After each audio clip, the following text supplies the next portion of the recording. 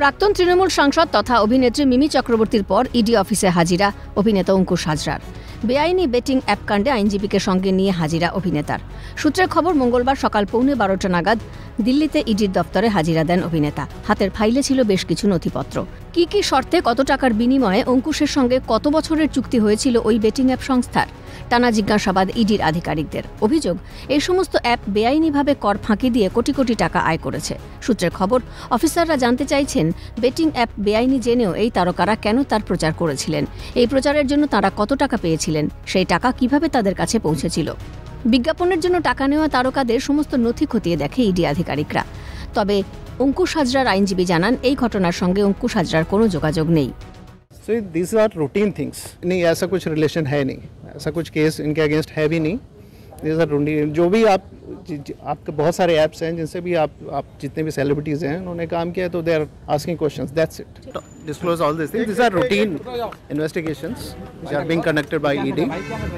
So these are general questions about their work. That's it. Nothing great. Formal documents, nothing great. These are the basic documents that everybody is supposed to carry. So they are carrying the same thing. The contract they have, they are ready to give. That's an interrogation. Basically, that's their routine way of conducting investigation. They keep you waiting for some time. এদিকে ইডির তলবে রাজনৈতিক তরজা। চক্রান্ত করে ফাঁসানোর অভিযোগ ভিত্তিহীন, দাবি কেন্দ্রীয় শিক্ষা প্রতিমন্ত্রী সুকান্ত মজুমদারের।